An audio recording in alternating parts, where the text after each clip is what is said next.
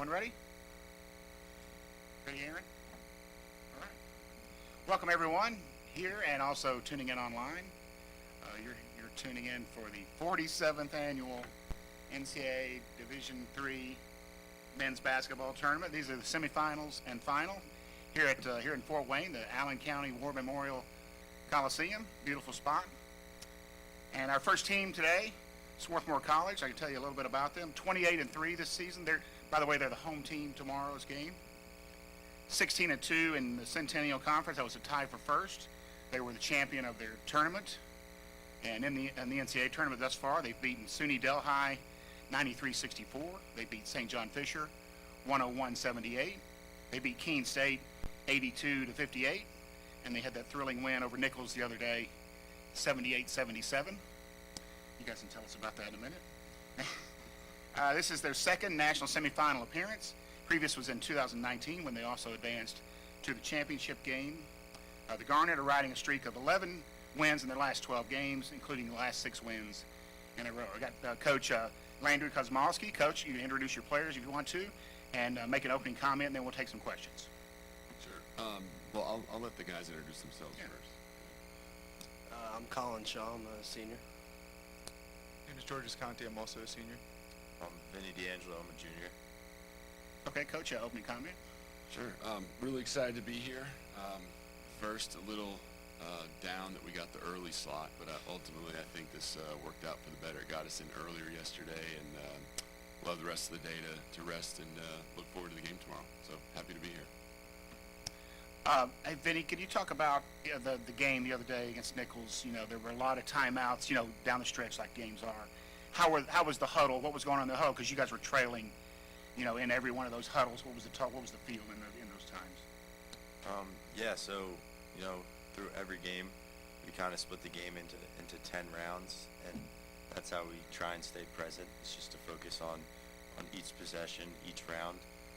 So, you know, I just remember, well, I think there were about like 6 or 7 minutes left, and we were down, you know, I think it was 6 or 9 points, and Landry came into the huddle, and we had about a minute left in one of our rounds, and he was like, let's just win the rest of the round by 2. And that was sort of our mindset.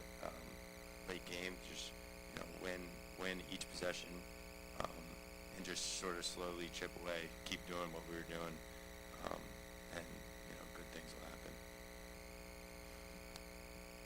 Nice. George, you had 23 points in that game.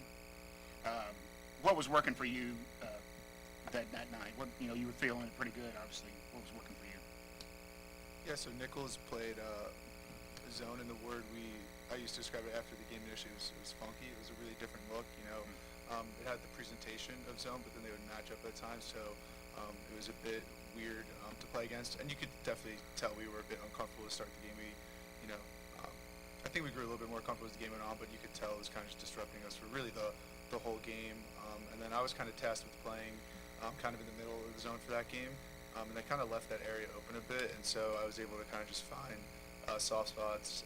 And, you know, we have a really selfless team, and so, you know, Vinny, Colin, you know, kind of the rest of the guards are kind of able to find me inside, and, you know, I guess I just had a good night. But, you know, you could tell from the whole season, we kind of, you know, probably have 5 guys that could, you know, score 20 on any given night, and I guess for whatever reason that night was, you know, I was that dude. Hey, Colin, yeah, so carry on with that thought. You have in your top 7, you have a real mix of seniors and freshmen and juniors. You have a real mix in that group. Talk about how that's gone through, helped the team through the season as you've grown, as you know, and gotten better as the season's gone. Yeah, you know, early on in the season, you know, it's really incumbent on the older guys, the seniors and juniors, to kind of show the way, be good leaders for the guys that, you know, haven't had that experience. But you know, once you get to this point in the season, everyone's kind of leading each other. You know, our freshmen have been really good about that, and we've just gotten better every day, and it's been great. Yeah, Coach, talk about you were here a few years ago. Have you been able to kind of talk about what it means or how it feels when you walk into the Coliseum here and playing for a national semifinal? Yeah, I think it definitely helps that there's some familiarity with just being in Fort Wayne, being here in the Coliseum. lessons learned from losing the national championship. So we feel a little more prepared, but ultimately it's, I think we're trying to do what everyone's doing, which is just avoid all the distractions and keep it within the court, stay focused on that. Do you guys have any thoughts about your opponent? I mean, I know you're playing everybody now. There's terrific teams, but any thoughts? You've done some scouting on Christopher Newport. One thing our coaching staff kind of reminds us as we enter the NCAA tournament is, as you kind of progress through this, the next team you play will be the best team you play all year, just because, everyone else is playing their best basketball and everyone else is making, a really solid run. And obviously, Christopher Newport's a really talented program with a great coaching staff. So, we expect it to be a really good and, hard-fought game. Hey, Vinny, can you talk about the crowd support you had, in those 4 games at home, and maybe how you think that's going to carry out here to Fort Wayne, and what kind of crowd's going to be here for you? Yeah, the community really showed out back in Swarthmore for pretty much all 4 of our games. The student body was on spring break, and we were still able to get, a really good crowd at each game. A couple of them were sold out, and it's been really cool, just be on campus and have that support. And I'm sure, it's going to continue up until Thursday and hopefully Saturday. Colin, how was practice yesterday? Yeah, I thought it was a good practice. We came out and just kind of practiced the way that we always do. A lot about, trying to do our best to stop a really good team, but, also focusing on the details and the things that make us really good. So, really good energy, and we like where we are right now. Nice. Anybody, I'm dominating the floor right now. That's all right.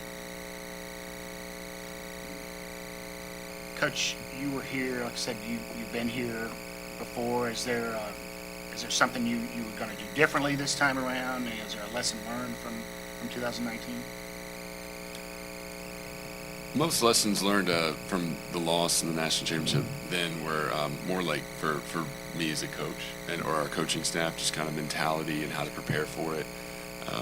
I think the guys, they're going to do all the same stuff. It's really just limiting the distractions and make sure we're focused on doing what we've done the whole year and not deviating because we're in a different city or different arena. We're just going to keep doing what we do. I was fascinated with that game the other night because, and anybody can take this, because you had to make every play. And if you don't make one of those plays, you're not sitting here today. So just talk about, looking back on that, what was really going on there? What was the difference in getting past Nichols? Anybody jump in there? Go ahead, Coach. I would say I think Nichols was better than us for like 90% of the game. But we just, kind of refused to go away and just kept finding ways to make plays, get stops, make shots. So, you just kind of fight till the end and hope you have enough, and we did. We didn't take the lead till the last 5 seconds, but it was enough. So, again, as Vinny said, we just tried to take it play by play. And, again, to Nichols' credit, they had us scrambling the whole game. I mean, every timeout was like, let's try something else because that didn't work. So they're a really difficult team to play, and we definitely got better from the competition against them. Yeah, you got to feel like, though, playing in a game like that's going to help you the next game. Is that fair? I think so. I mean, I think we as coaches all know that, any adversity makes you stronger. So, yeah, getting through that, knowing we can do it, adds confidence and also kind of a good reminder, like, hey, we don't want to just wait till the end and hopefully get lucky, but, like, let's do it from the start, from the tap. Nice. Yes. Coach, you were out of timeouts. Yep. Right. So how does your preparation take care of you in those last 30 seconds when they have out here and you're having to attack different situations at the end of the game? How does that translate? Yeah, I'd say 5 years ago as a coach, I wouldn't have been prepared for that stuff, but now you kind of prepare for everything, even if it seems like you're never going to use it. So, for instance, the out-of-bounds play we ran at the very end, we've never run it this year. We had just kind of put it in on Wednesday, said, hey, if we need something, that they might not know. So that was kind of, I told my wife later, it was almost like I got some premonition. Wednesday I was like, let's just try this and do this today. So that was really just lucky.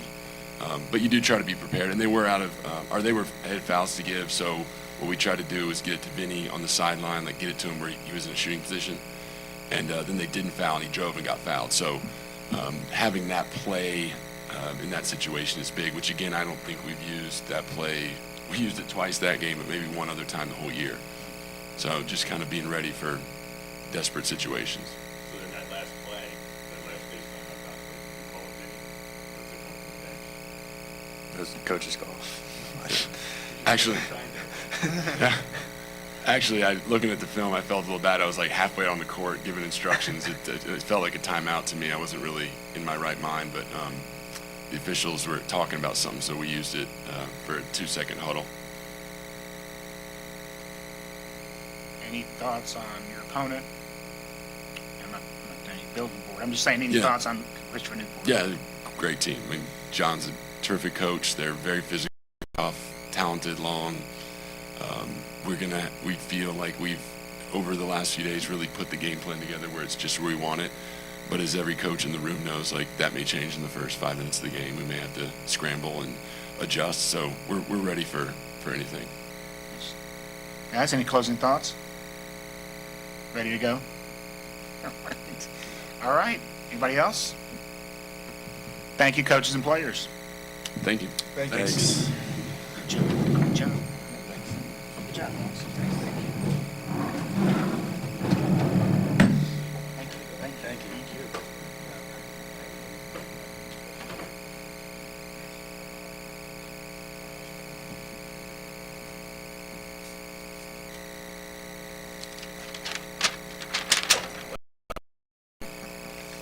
Hey, thanks for that question. That was good. That's one got us over the top. Oh, I just I had stuff, and I was like, Like when you